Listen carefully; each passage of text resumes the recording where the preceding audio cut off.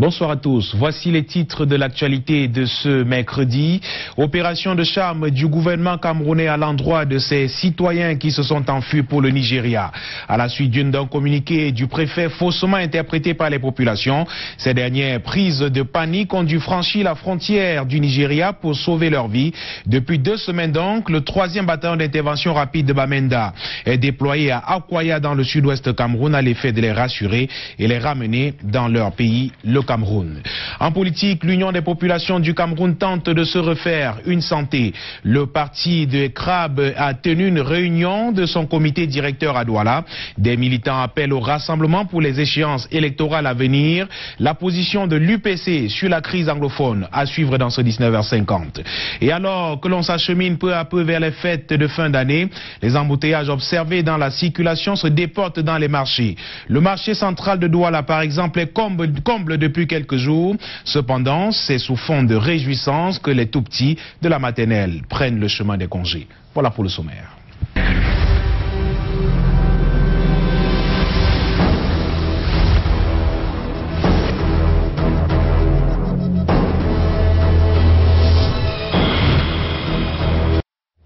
Bienvenue au 19h50. Intense activité au marché central de Douala en cette veille de fête. Empanter les couloirs de l'espace marchand, ces jours s'apparentent à une véritable épreuve de force. Pour cause, les embouteillages à l'extérieur comme à l'intérieur du marché. De nombreux clients se bousculent pour acheter qui des vêtements, qui des chaussures et autres objets pour les fêtes. Cependant, des clients au marché se plaignent également de la mauvaise qualité des produits. Adjama Ramou et Stéphane Binac. Difficile de se frayer un passage.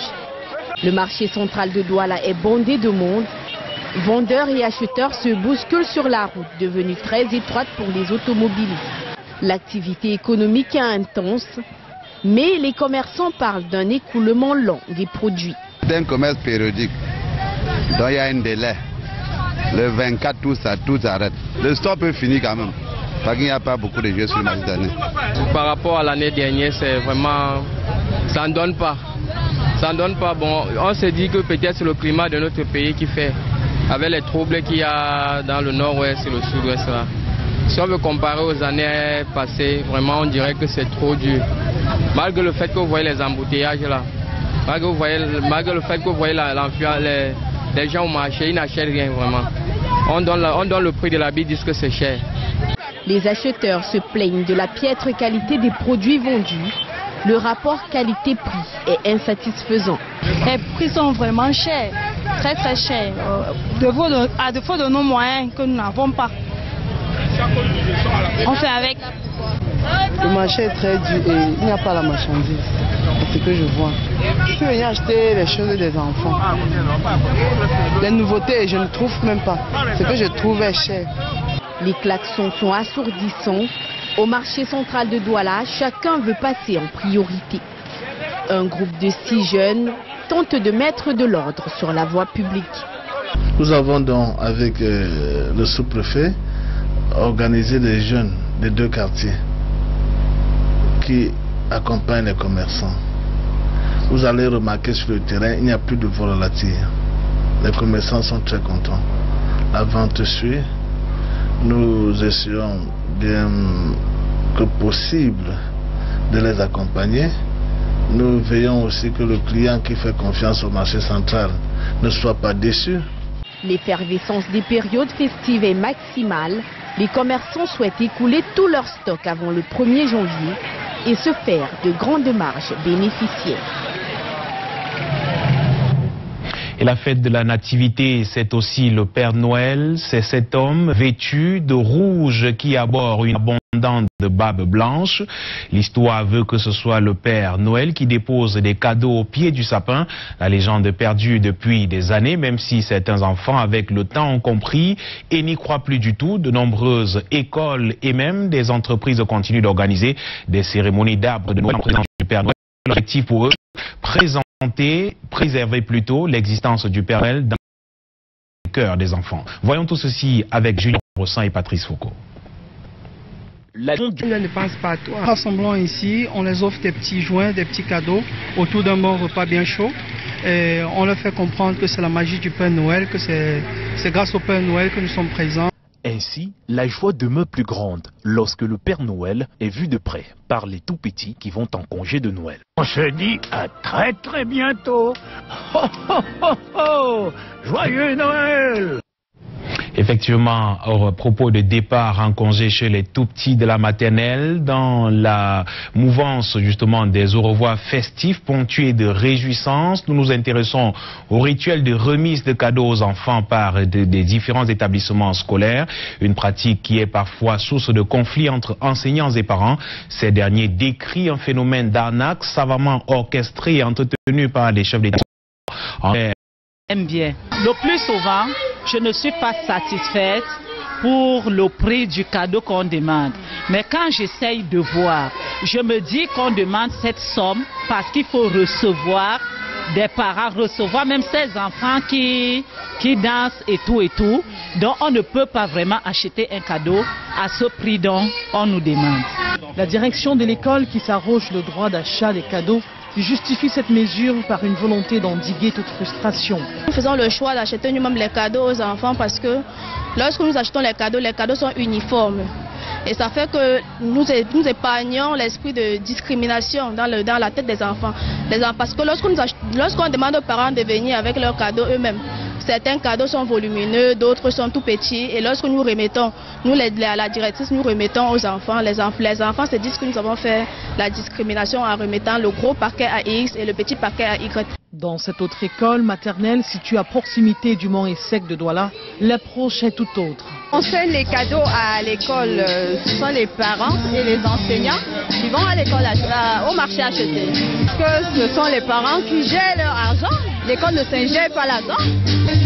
2500 par enfant. Les cadeaux remis dans ces différentes écoles ont tous un caractère didactique, des consommables informatiques sous l'aspect des jouets. Les cadeaux sont remis à Noël et en fin d'année scolaire avec des montants variants d'une école à une autre.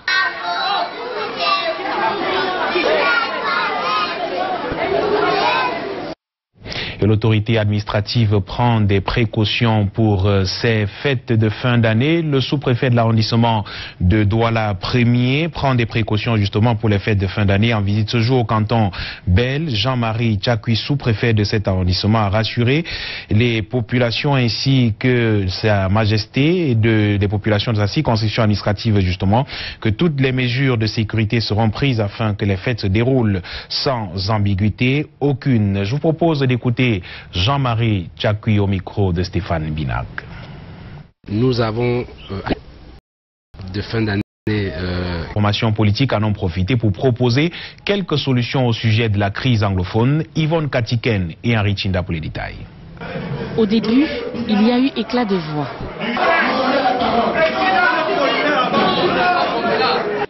Des débordements très vite maîtrisés par la présidente Abiba et son secrétaire général, décidés à œuvrer pour l'unité des UPCistes.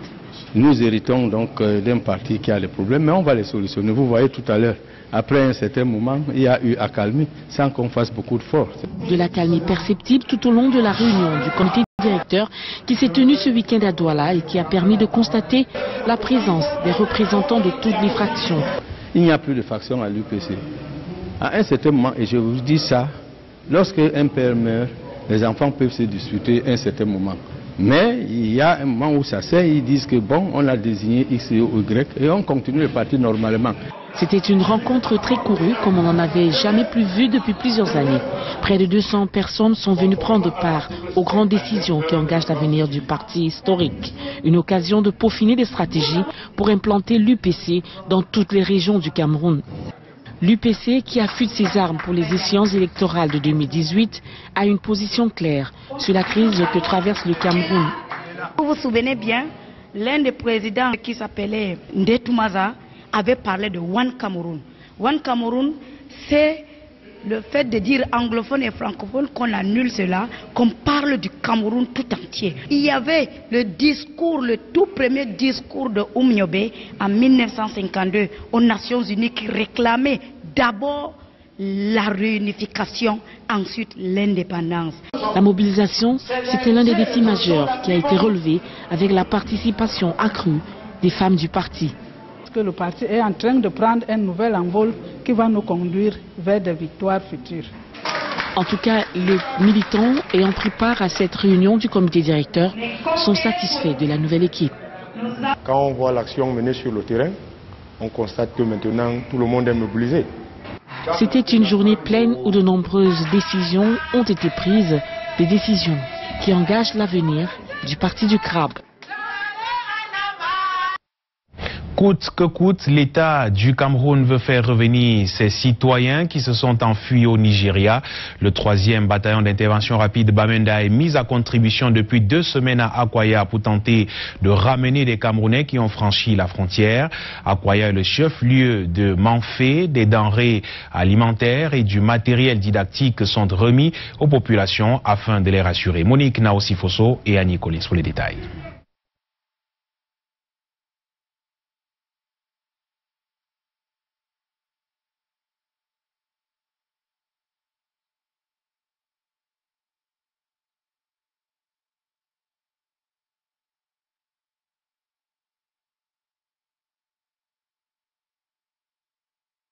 On reviendra sur cet élément de Akwaya avant la fin de ce journal, mais avant on parle de ce chantier de construction de la base logistique continentale de la force de l'Union qui se poursuit favorablement.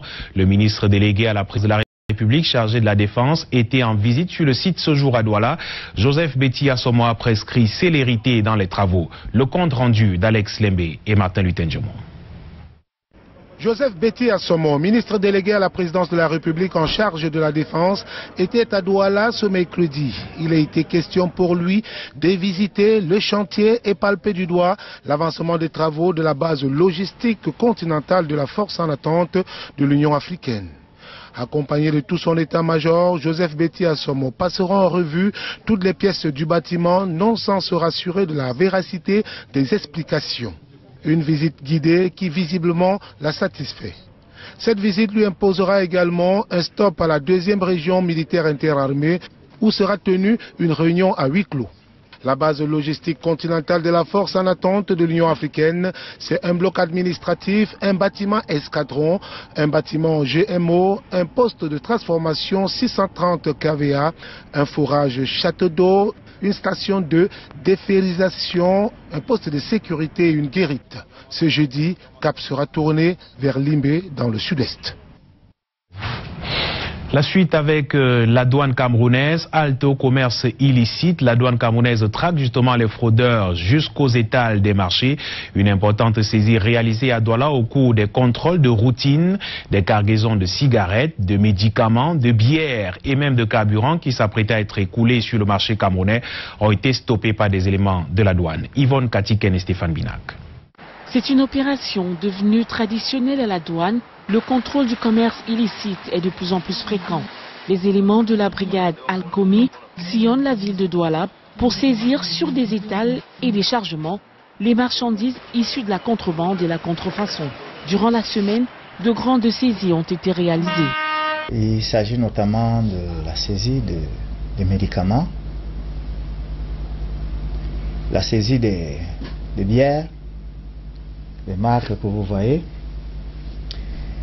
la saisie d'une importante cargaison de téléphones et puis de 2 camions transportant du carburant, notamment du gasoil, de contrebande.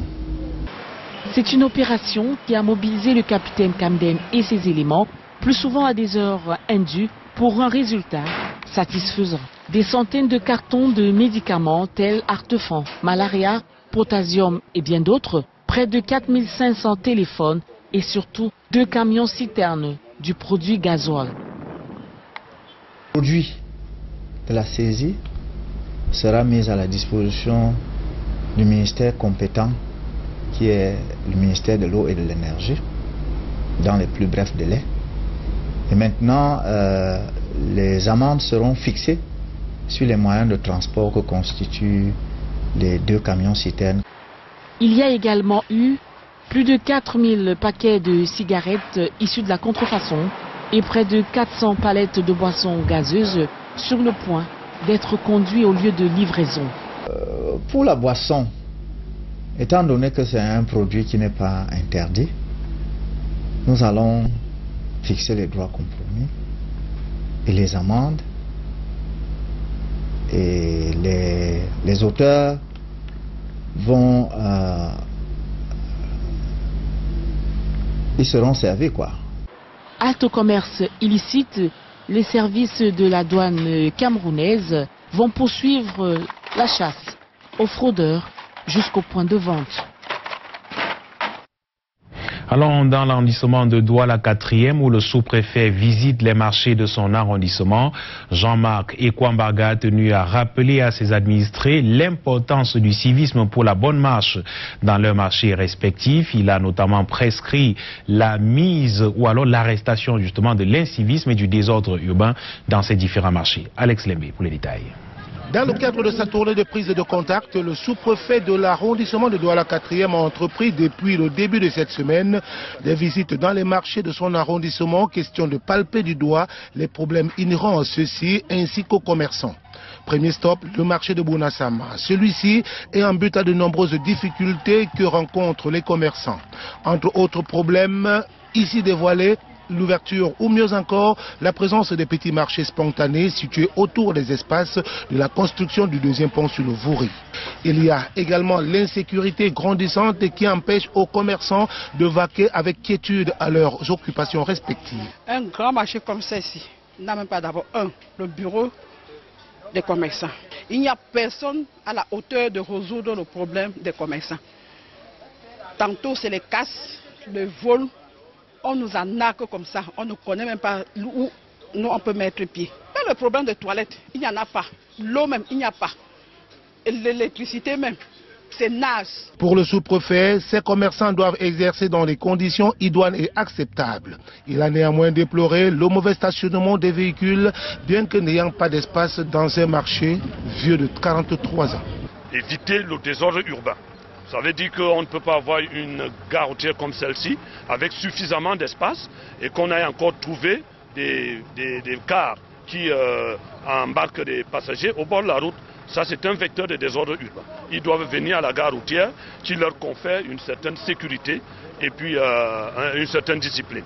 Pour les marchés, il en va de même. Il est hors de question de trouver des marchands qui étalent la marchandise sur la voie publique, alors qu'il y a des espaces appropriés, comme vous l'avez constaté. Suivront donc les marchés de Grand Baobab pour le deuxième stop, la gare routière pour la troisième étape, où des mesures ont été prises pour des chauffeurs hors la loi, exerçant hors de la gare routière. Nous avons plaidé du fait que la gare routière, c'est un milieu bien organisé. Nous avons un cahier de charges qu'il faut absolument respecter. Malheureusement, ce n'est pas le cas. J'ai crié au levée pour dire au chef de terre de nous donner une main forte pour essayer d'endiguer le fléau du désordre urbain qui sévit à Bonabéry. Cette visite achevée, l'on espère que l'incivisme dira adieu à ces différents marchés. Halte au transport clandestin dans la ville de Douala, des conducteurs agréés se plaignent de subir une certaine concurrence déloyale, soit des véhicules de la part des véhicules à usage personnel ou alors des cargos et autres cas de transport jusqu'ici interdits de circulation par les autorités de la ville de Douala. Cependant, la communauté urbaine de Douala qui les a réunis entend mettre hors d'état de nuire ces conducteurs qui se livrent à cette activité, pourtant ne détenant pas d'agrément pour le faire. Les détails avec Aimé Catherine Moukouri. Des minibus sans plaque d'immatriculation ni phare, vulgairement appelés cargo, ici s'entassent 2 fois plus de passagers qu'il n'en faut, pour de longues distances à moindre coût. Un mode de transport clandestin longtemps combattu dans la ville de Douala, sans grand succès et qui suscite la colère des transporteurs classiques. Le transport clandestin a envahi Douala. Les militaires font le transport, c'est tout le monde qui fait le transport à Douala. Tout le monde fait le transport. Au détriment de ceux qui payent honnêtement leurs pièces. Mais les chauffeurs taxis sont malades. Eux-mêmes, ils demandent de faire revenir la police. Depuis 2016, pourtant, un comité national de lutte contre le transport clandestin a été mis sur pied. Mais dans la ville de Douala, les actions locales ne sont pas perceptibles pour les transporteurs. Aucune action n'a été menée à Douala contre la lutte contre le transport clandestin. C'est pourquoi aujourd'hui nous souhaitons que ce comité soit repris. Le comité local en évaluation à Douala où ce type de transport illégal persiste se réjouit de certaines avancées, appelant les acteurs des municipalités et communautés urbaines à plus d'efforts. Chacun de ces acteurs devra prendre pleinement en charge le rôle qui est le sien afin que la lutte prescrite par le président de la République contre le transport routier clandestin soit efficace et qu'elle participe à réduire de manière notable ce phénomène qui, je le rappelle, est dangereux au plan sécuritaire, au plan économique, parce qu'il y a un déficit de ressources qui pourrait entrer dans les caisses de l'État pour participer au développement économique de notre pays. Le souhait est que la tolérance administrative s'arrête pour limiter les risques et soucis causés par le transport clandestin. Voilà qui fait l'actualité ce soir au Cameroun. Merci d'avoir suivi. Demain pour l'information à 13h, Aimé Catherine Moukouri et à 16h, Monique Naoussi Fosso. J'aurai l'immense plaisir de vous retrouver lorsqu'il sera 19h50. Bonsoir.